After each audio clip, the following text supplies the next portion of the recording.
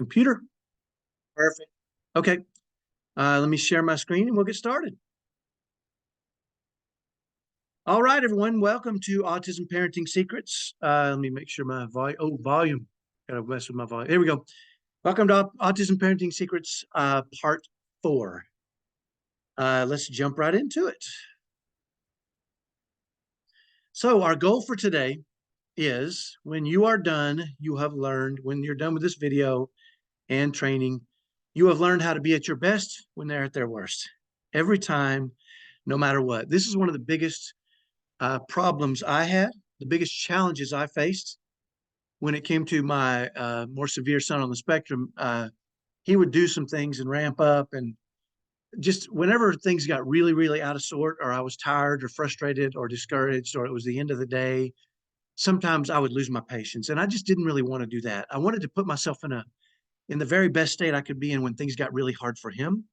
Because obviously, as you can imagine, when he was having a hard time, the last thing he needed was me to join in his hard time. So I wanted to be at my best when he was at his worst. And that's when they need us, right? The most. And so that was my goal. And I'm going to show you how I did that today. And this is every time, no matter what. Now, I say every time, no matter what, but we all have times where we fail a little bit. We have to get back on the treadmill, right? So I don't want to suggest I've never lost my patience with him after this.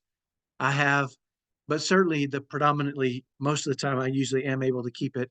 And once it became a habit for me, it was really powerful. So that's what we're going to do today. So the agenda for today, welcome to part 4. We're going to review what we've done over the past few days, past few parts. We're going to talk about how to be at your best and things to do today. We're going to focus on pretty much one thing today. So welcome to day 4, part 4. I'm excited that you guys are here. I know that you're taking action. You're watching these videos. I've seen many of you completing the task, completing the homework. It's fantastic. And if you haven't had a chance to, I'm just going to jump right to Facebook real quick here. And so if this is my Facebook page, but you guys will want to go to the Parenting at Home Autism Challenges in a Spirit of Love Facebook group. If you go to the guides, if you're just now joining us for the first time, or maybe yesterday, if you go to the guides in the Parenting at Home Autism Challenges in the Spirit of Love Facebook group, you can go through every single one of these. We've got the pregame video. There's pregame tasks. Day 1, there's the number 1 mistake most autism parents make. We talked about the secrets to overcoming some of the things that are holding us back as parents, and the tasks, and you can complete those tasks. You can watch the video, complete those tasks. I would recommend you do that if you haven't already. Day 2, you can watch the day 2 video and complete those tasks. I would recommend on day 2, we talked about the secret framework for success. And I'll just those of you that have watched it, remember what's the challenge, what's the objective, what's the strategy, what's the tactics, cost, and adjust. That's how to create your own strategies for your own unique challenges. And you'll see how I did that today for my unique challenge, which was when everything went crazy, I kept falling into the trap of fight or flight or freeze or anger or frustration. And I couldn't be at my best when he was at his worst. That was my challenge. I'll show you how I use that cost formula for that. Day 2 tasks. Day 3, we talked about one good decision can change everything. We don't need to look too far ahead, right? We need to focus and write up our strategies using the cost formula, spend some time on each one, maybe a day or 2, right? And really internalize that information so that we can use it when we need it. You know, a lot of times I get people say, how do you remember the details of all these unique, specific strategies for everything that's going on? And I say, well, because I've internalized it. and really the way I set it up, and those of you that were with me yesterday that learned how to win every meltdown with AppWhack, it's pretty easy when you say AppWhack, right? If your son has a meltdown, AppWhack, assume, prepare, win, energy and endure, celebrate, AppWhack. You see how easy that is, right? And you'll be able to do that too if you focus on that for an extended period of time, whether that's a week, or I think they say that to create a new habit, you have to do it for 21 days straight. I don't necessarily believe that. I believe once you really drill something into your brain and you start using it consistently and it becomes a part of who you are, it may not take that long. It didn't for me in a lot of cases. Some people, I think it does. Some people maybe more, right? So that's what we talked about on day 3 is internalizing. Day 4, we talked about AppWhack. Day 4 tasks. Oh, and I don't see the video. Maybe it's below. Day 4. Oh, wait. Day 4. That's today. No wonder there's not a video. That's what we're going to talk about today. Okay, let's go back. No wonder it's not on there. The video isn't on there. We're doing it now. Okay. All right. So let's review. If you remember Alex Honnold, one of my biggest challenges was that there was no training for my unique circumstances, for my unique child, for my unique family. And I started studying how to solve major big problems. And I started to see these frameworks. And so I created a framework to get trained. Get trained was Alex Honnold was if you recall, he was the free solo climber that climbed mountains with no ropes. His 3-step process was number 1 to get trained, which we talked about yesterday in the cost framework. Or no, we talked about on part 2, the cost framework. Get trained. Yesterday we talked about making one good decision. That was part 3, where we talked about internalizing it. We just talked about that again. And name the strategies, write them down, internalize by focus. Today we're going to talk about don't freak out. Okay. And that's Alex Honnold's 3rd part to his process. Get trained, which we're going to have to train ourselves. Nobody else. Our kids are so unique. Our kids are so different. Our families are so unique. We've got to create our own training. Now, the good part is I've created strategies for, I don't know how many different challenges, but there are strategies out there now that we can start with. We talked about that too. Don't start at the beginning, right? When they decided to go to the moon, they didn't start with flight. They already knew how to fly. They plugged that part into it. Now, the challenge started breaking. Well, they actually knew how to get into the upper atmosphere too. They knew how to break through. So a lot of the things we need to start, not at the very beginning, but start where we are. Okay, with these strategies. Today we're going to talk about one of the biggest challenges I faced, my wife faced, my kids faced, that was, and I'm sure a lot of you are facing, which is when things start to get really hard, that's when we start to lose ourselves, right? Whether it be fight or flight or freeze or cry or feel overwhelmed and get exhausted. So we're going to talk about that today. Don't freak out. Okay. How to be at your best when they're at their worst. And they need us to be at our best when they're at their worst. And that's when it's the hardest, right? I'll never forget, I took my son, Eric, over to the Walmart one day. He was about 17 at the time. And as we went through Walmart, I could see him start to get overstimulated and start to ramp up. And I realized very quickly that where we were headed. So I started to hurry to try to get out of there. And I think that might have added to the problem, right? But as we were in the line and we were scanning, or this is back before they did automatic scanners, we were scanning things and the beeps started to aggravate him and started to escalate him even more. And so in that moment, I realized we got to get through this. But before we could get through this, he had a tremendous meltdown right in front of the Walmart in the checkout area, right in front, fell to the floor, started screaming and crying and hitting himself and banging his head on the floor. All those things we know that can happen in those heightened moments, right? And so I knew he needed me at my best when he was at his worst. And this was one of those difficult moments for him. So I sat down next to him and just started to comfort him as he was going through this process. And people start to surround you and they start to stare and they start to pass judgment. I'm sure some people were thinking, what kind of father is this? Letting has he not taught his 17-year-old son better? They didn't know, right? I mean, maybe some did, maybe some didn't. But and it felt like it felt like 30 minutes, but I'm sure it was just a few minutes of this. And finally, he sat up next to me, and I was comforting him and just kind of talking to him calmly and bringing him back, right? And right about the time we were about to stand up, a sweet cashier walked over to me, and she said, "I'm sorry to bother you, but is your son on the autism spectrum?" And I said, "He is."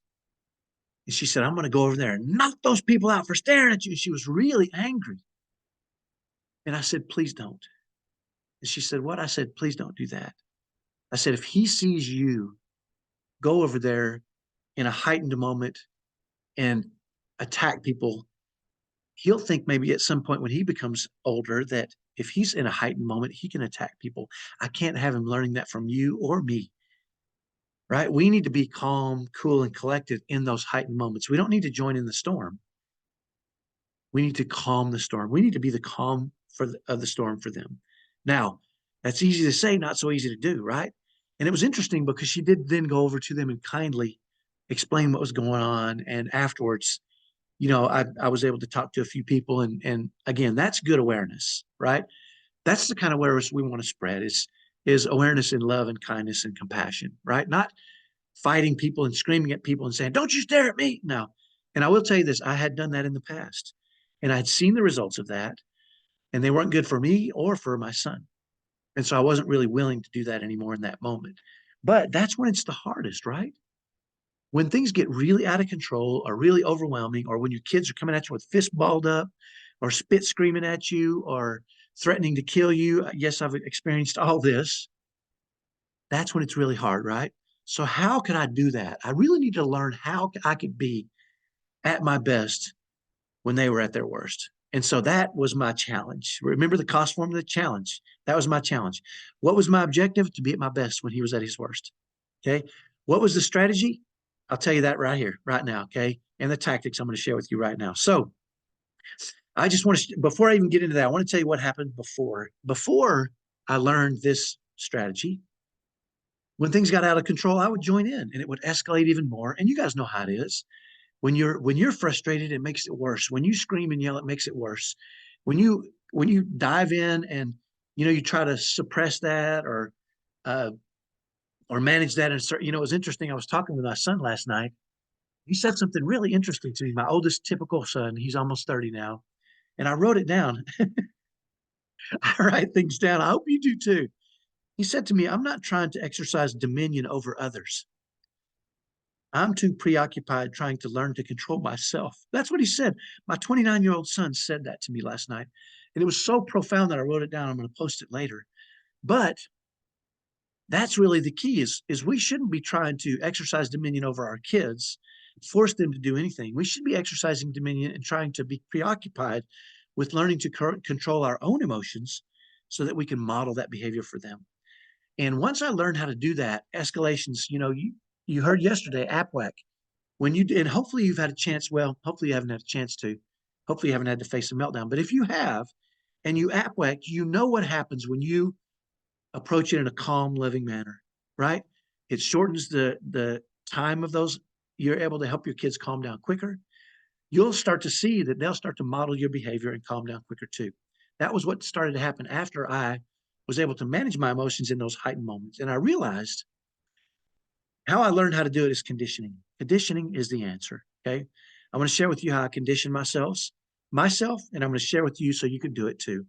So a few years ago, I was involved in something and I got this crazy idea.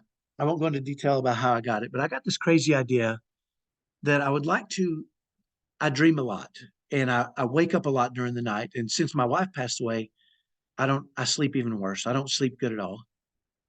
I wake up multiple times a night, all night long. Uh, I've tried a lot of different things, and it's just part of who I am. And because of that, I remember a lot of dreams. And I thought, what would be cool is if I could control my dreams because I have all kinds of crazy dreams. But I thought, I wonder if I can control my dreams. And so I started searching for, and I found a kit called the Lucid Dreaming Kit. And it teaches you how to wake up in your dreams and control your dreams. And you can do all kinds of stuff in your dreams. But that's beside the point. The point was the way it taught you how to condition yourself to wake up in your dreams was really interesting. And it was very simple. It was all day long, every day, you must say to yourself, "Am I dreaming? Yes, I am." And say that all day long. "Am I dreaming? Yes, I am. Am I dreaming? Yes, I am." And repeat it all day long, every day.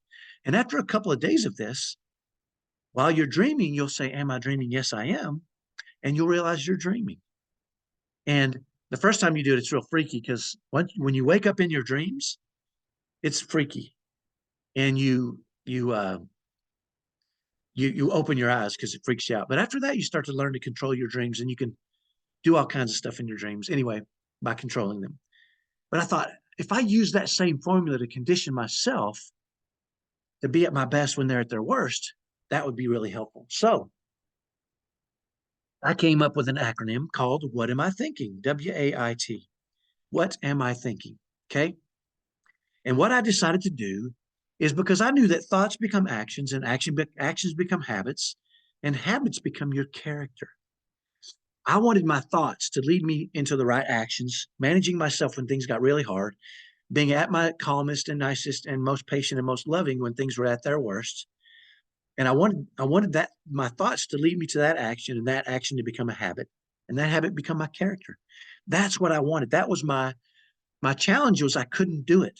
I would snap into a state of anger or frustration or discouragement. And that wasn't helpful for me or my son in those heightened moments. What I wanted to do was be kind and loving and patient. And so that acronym, what am I thinking, was really cool. So what I ended up doing is I went over and I started asking myself, what am I thinking? What am I thinking? What am I thinking all day long? And I would catch myself in all these crazy thoughts, right? And I started to control. I would say it all day long. And every time I did, I would think about what I was thinking. And sometimes I was having thoughts that were leading me down unproductive paths. I even went over to Walmart and I was in Walmart one day shopping for groceries. And I saw a bundle of broccoli and it had a purple rubber band, a wide rubber band around it, wide enough for me to write, what am I, WAIT, right? What am I thinking? And I ended up, this isn't the same purple rubber band, but I ended up going and buying some. And if you look at that, you'll see this is just a little rubber band that says weight on it. And I went over and bought this and I bought a whole bag of them, WAIT, and I wrote it on there and I put it on my wrist. And all day long, I would say, what am I thinking? What am I thinking? Ow, the snap really adds a little bit of it's painful and it really creates that connection. What am I thinking? What am I thinking? And I would catch myself thinking unproductive thoughts that weren't helpful for me or for my son or anybody else. And so I would think, as I thought, I would say, what am I thinking? Is it helpful or hurtful? Is it productive or non-productive? How can I think through this in a spirit of love? Now, here's what's really cool. When I started doing this initially, I would catch myself thinking bad thoughts about myself. And I started to realize how damaging I was to myself. I've always been reasonably kind to others and given others the benefit of the doubt, but I was beating the crap out of myself. And as a parent, we tend to do this. We tend to challenge ourselves consistently and say, well, I can do better. What am I doing wrong? I'm not doing enough. And those are all unproductive thoughts. Those we answer those questions. I'm not doing enough. You're right. You're not doing enough. That thought is gonna sap our confidence and not give us hope and faith that we can be the greatest parents in the world for our kids. And that's what we want, right? So is that thought productive or unproductive? It's unproductive. How can I think in a spirit of love towards myself? I can say, you know what? I'm trying as hard as I can. I'm going to keep learning and growing, and I'm going to become the parent my child needs me to be. That's productive, right? But if we don't catch ourselves in thought, all this stuff spills out, right? So I'll never forget a couple of times when my son, I kept asking myself, what am I thinking? What am I thinking? What am I thinking? And I remember one time I heard my son up in his room scream, and I heard a bang, and he had destroyed his TV. And I was so frustrated. I was running up those stairs because I was gonna be mad. And I remember, what am I thinking? What am I thinking? And I thought, oh, wait a minute. I'm mad. I'm thinking I'm mad. He's gonna hear it. And I'm thinking, is that productive or unproductive? Is it helpful or hurtful? It's hurtful. It's unproductive. How can I approach this in a spirit of love? And so as I got up closer to the door, I thought, how can I approach this in a spirit of love? And I immediately turned on that switch and approached the situation in a spirit of love. And I walked in the door and I started talking to him calmly. And I said, what happened? And tell me what's going on. And we worked through it. And I started to model that behavior for him, right? And I handled it beautifully. And remember, when you handle it beautifully, you got to celebrate. Okay. And the more I did this, the more I caught myself, what am I thinking? What am I thinking? How can I do this in the spirit of love? How can I do it in a way that's productive for me and for I've got my oldest son or one of my youngest sons just walked by. Sorry, you saw me look up because he's grinning at me. One of my typical boys, he's 15, 6'4", handsome kid. He's not feeling well today, so he stayed home from school. So I just saw him walk by and grin at me, and it made me smile. He hears what I'm talking about. He knows this stuff, right? He's heard it before. My kids know this stuff because it's good for them to know too, right? What am I thinking? And by the way, in our family, we actually went and got these bracelets made. I don't see if you can see that, but it's embossed. Yeah. And we have these now that are even more, and all my kids wear them. I saw my daughter on her way to school this morning. She had one wrapped around her water bottle and she had one on her wrist. She's 15. Imagine you start learning to manage your thoughts at 15. How powerful is it when you can catch yourself in thoughts that are unproductive, unhelpful, and you can switch them and you can say, how can I make this productive? How can I make this helpful for myself and for others? And how can I think in a spirit of love, even towards myself? It's powerful. And I will tell you this, weight saved us after my wife passed away a couple of years ago. When tragedy strikes, it's hard. And I went to all my kids and we talked about this. We talked about how your thoughts can lead you down a horrible path and they can tear you apart. And those thoughts will become your actions, and those actions will become your habits, and habits become your character. I said, you've got to learn to manage your thoughts. Now, I'm not saying there's not a time for grief, because we have taken that time and we know that's an emotion that we need to experience, and we've done that. And I told them this, but you have to visit there. We're all going to suffer. We're all going to be in pain. We're all going to have situations that are really hard on us. We're all going to have to visit there, but we don't want to live there because our thoughts can spiral us into that area and keep us there forever. Because the more you think about it, those painful thoughts that are unproductive and unhelpful and hurtful, they're going to keep you in that spot and it's going to tear you apart. A lot of people ask me, how have you managed so well after the passing of your wife? I was married to her for 30 years. We had a top 1% happy marriage. It could destroy me. It could destroy my family. It hasn't. You know why? What am I thinking? Is it productive or unproductive? Is it helpful or hurtful? How can I do this in a spirit of love? How can I think about my wife in a spirit of love? Right? Thinking of all the mistakes I made and all the things that I could have done with her that I didn't do. Those are unproductive thoughts. Those are going to drive me down a spiral. If you go back and read some of I've posted about this, some of the times I've been caught up in that and I've had to fight my way out of it. And the way I fight my way out of it is say, what am I thinking? Is it helpful or hurtful? How can I do it in a spirit of love? Is it productive or unproductive? Okay. And if you can catch yourself in these situations, you can be at your very best when they're at their very worst. Okay. And here's what's really cool. When we manage our emotions in those heightened moments, our kids see that. And they say, subconsciously even, they say, wait a minute, mom and dad, they don't freak out when things go wrong. When things go crazy, they get calm. And I can do that. We're modeling the kind of behavior we want for them. One of the reasons I believe he's 24 now, 24-year-old son, Eric, he's more severe on the spectrum. He has a lot of problems. He has a lot of challenges. He can go to the movies alone. I'll drop him off at the movies and tell him to wait in the lobby until I get back. And luckily we have a movie theater that's within the walking distance, a couple of miles. He'll walk home. And it's because he's learned how to regulate himself, how to manage his emotions. You know why? Not because I've told him to. You might not even be able to understand that, but because he's watched me and my wife and his brothers, his older brothers, typical brothers, manage themselves. When things get crazy, they think, what am I thinking? Is it productive or not productive? Is it helpful or hurtful? How can I do this in the spirit of love? And when things get crazy, they get calm and they don't join in his storm. They're the calm in his storm. And he's watched this and he's seen this. You know, he can go to Blaze Pizza alone. He has a debit card that I put a little bit of money on. And he'll go over to Blaze Pizza and buy himself pizza. And they know it. I'll never forget. One day I went over to Blaze Pizza with him and he walked in front of me. And they said, hey, Eric, do you want the usual? And I said, what? He's got a usual? What's going on here? They know him.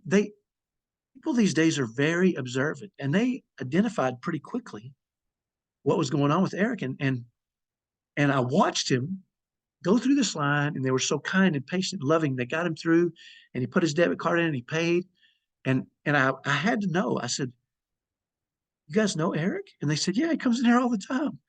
And I said, what do you know about Eric? And they say, well, we think he might be on the autism spectrum, so we take special care of him. And I was like, you got to be kidding me, man. It was two sweet girls there that wanted to be helpful. They wanted to do the right thing, and they were doing it. And I ended up taking a picture. It's on my site. If you go look, just type in Blaze Pizza on the site, you'll see it on my Facebook group. And you'll read the story. And they let me take a picture of him and them and how beautiful and kind they are. And you know why? Because he can regulate himself if he needs to. Not because I've forced him to do it, not because I've told them over and over, you need to learn to regulate yourself or you're going to get thrown in jail. And by the way, that is what will happen. If we don't teach them in our homes through modeling, they'll go outside our homes and they'll pull this stuff in public, and the world doesn't love them like we do. They'll throw them in jail. And I've seen that, and it's scary. Okay. He goes to Target alone. He rides all over town on his bike. I can't tell you how many times I've had friends call me and say, "Hey, I saw Eric 10 miles away." I'm like, oh, it scares me, but I want him to live his best life. I want him to achieve his full potential. And that means freedom for him. And because we modeled the behavior of calming when things get escalated, of managing our emotions, he's learned that through modeling. I don't care how many times you tell your kid to do something. It's not as effective as watching you do it over and over and over, and them seeing that and saying, "Oh, I see how it works." Right? We tell our kids to do something and we don't do it. It's the ultimate hypocrisy. And they know it. Our kids know it instinctively. Okay. If we want those results from our kids, we need to model that behavior. And by saying, what am I thinking? Is it helpful or hurtful? Is it productive or not productive? How can I do this in the spirit of love? How can I do this in the spirit of love? Is such a powerful thing to say. You can say that anywhere. You get treated unkindly at the mall. You can say, how can I do this in the spirit of love? And it changes you and you approach those things in the spirit of love. I've used this with road rage incidents. I've written about that. I've used it with people who are rude to me in grocery stores. And I de-escalate situations and make friends all the time. Because how can I do this in the spirit of love is such a powerful thing to teach yourself. Okay. So again, thoughts become actions, actions become habits, habits become character. This, what am I thinking? Is it helpful or hurtful? How can I do it in the spirit of love? This will help you change your thoughts. Those thoughts will exhibit themselves in actions. That action will become your character. Okay. Your habits, and your habits will become character. A lot of people tell me all the time, they'll see me with my son and they'll say, "You're so patient." And I'll say, "No, I'm not really that patient." And they'll say, "What?" And I'll say, I have a step-by-step process. I have tactics. I just follow my tactics." And they say, "What?"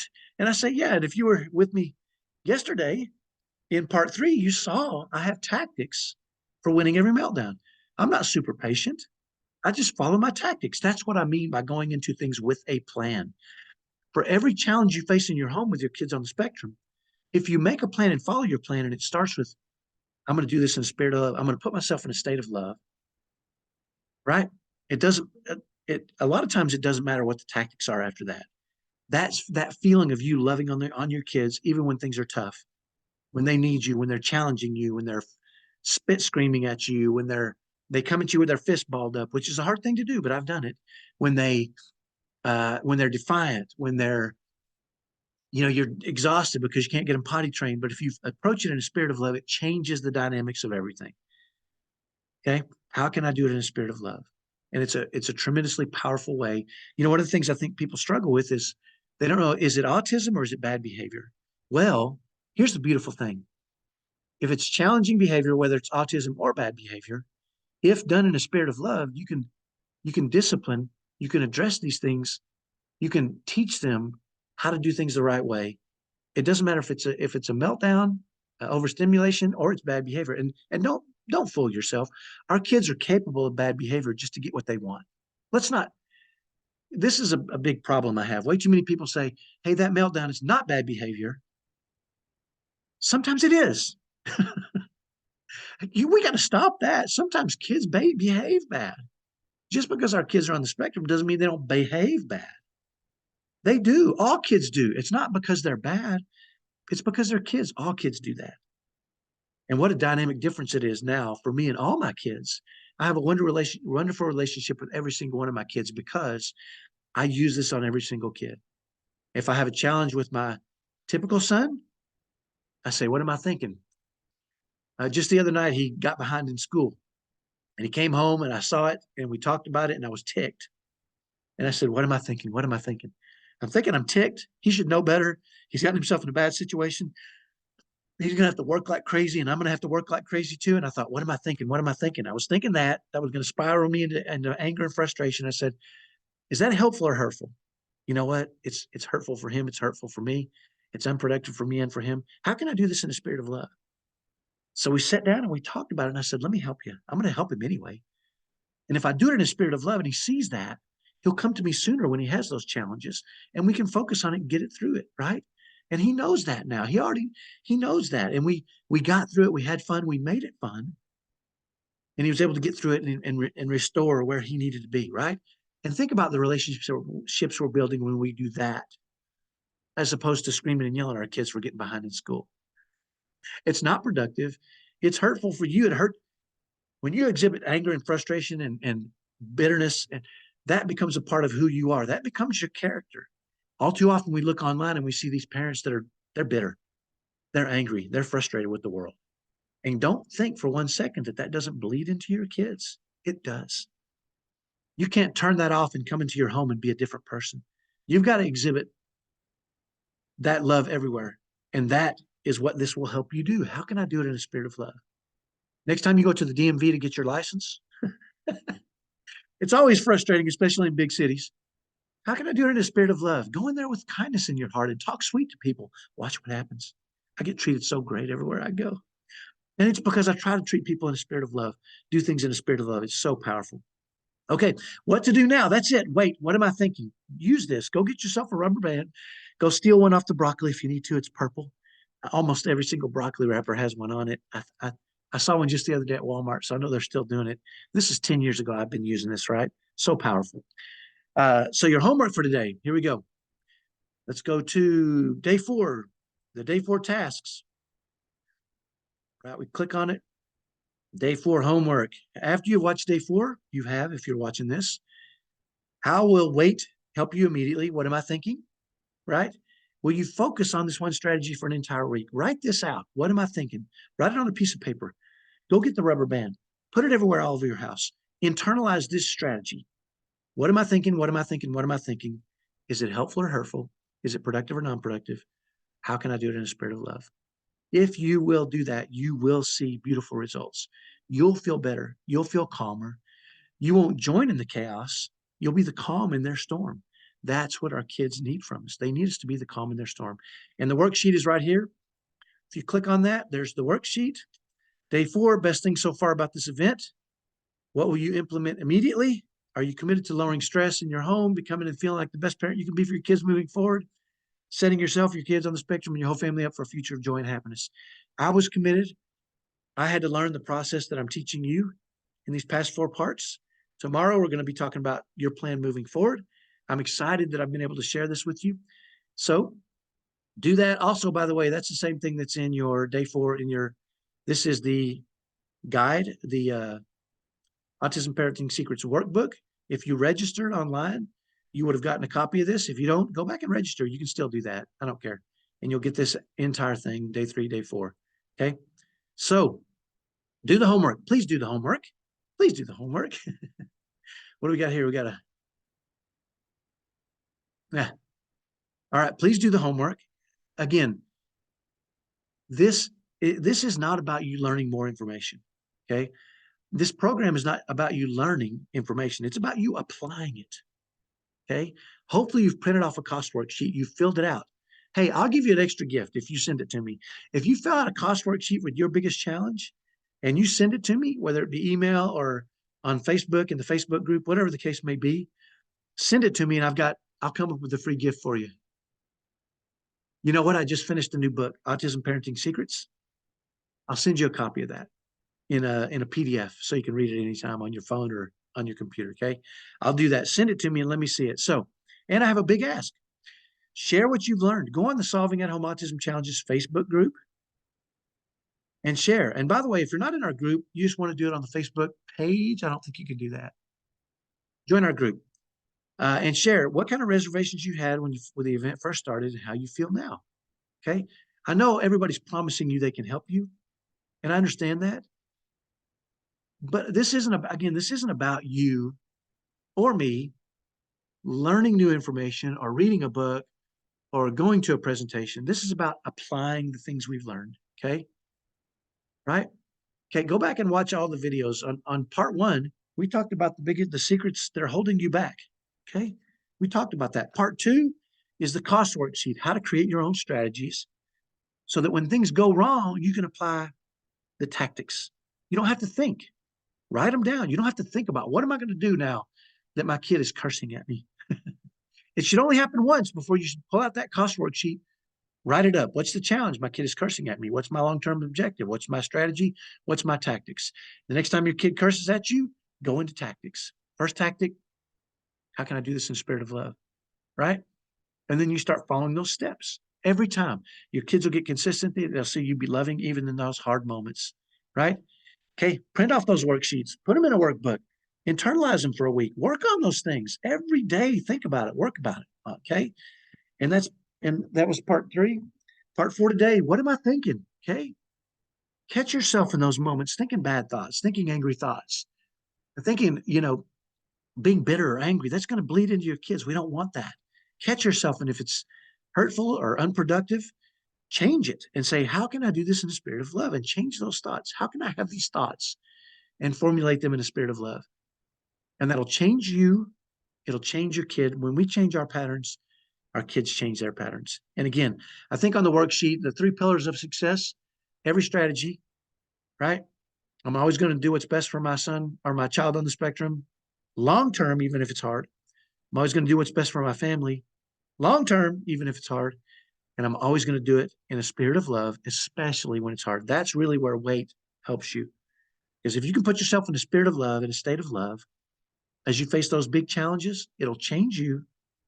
It'll change your kids. When we change our patterns, our kids change their patterns. And no strategy works when you're angry, frustrated, or bitter. Almost all strategies work when done in a spirit of love. Okay. The tactics don't even matter as much as doing it in a spirit of love. Tactics are going to help you feel like a great parent and give your kids consistency. They need consistency. Our kids thrive on consistency. So go do that for me. Tell me how you feel now. And part 5, new. My wife wrote an Autism Mom's 90-Day Self-Care Workbook a few years before she passed away. Tomorrow, I will be putting a link on here. Those of you that are live with me will get that book for free. And it's when you got no money and you got no time. This is what she did for self-care. It absolutely changed her. I'll be doing that giveaway tomorrow on part 5. And again, if you're doing all the homework and you're sending it to me and saying, done, I've done it, and I see that, I will email you when we're all done. I want you to send me your email, and I'm going to give you almost $1,000 worth of free prizes. Okay. And I'm excited to do that for you. All kinds of great stuff are available for you for free. What to do now? Part 4, go do the homework. Okay. Day 4 homework. There's the worksheet. Best thing so far about this event, what you implement immediately. And oops. How will Wade help you immediately? Just put it in the note in the comments here. Will you focus on the strategy? Do that for me. Do the homework. Don't do it for me. Do it for you. Okay. You can already start. We'll go over to a thrift store and get one of these for 50 cents. I think that's probably where I got this one. I'm a big thrift store fan because a lot of stuff, nothing wrong with this. I could go spend $5 at an office store or 50 cents. And I thought, I'll go with this, right? And start putting those cost worksheets in there. Start printing off your homework, put it in here. Okay, put it in there. Make sure you start tracking this stuff, keeping it, and using it, and internalize this stuff. I want this for you. I want this for your family. I don't do this stuff for my health. I do it for you so that you can have the same success week. I want to see you succeed. Okay, so do the homework. Tomorrow, we're going to be tying it all together, and we're going to be talking about your plan moving forward. So that's it for today. Again, what am I thinking? What am I thinking? Right? Get a rubber band. What am I thinking? Snap it all day long. Is it helpful or hurtful? Is it productive or not productive? How can I do it in a spirit of love? Helpful or hurtful? Right? What am I thinking? What am I thinking? Do it all day and condition yourself to think that way.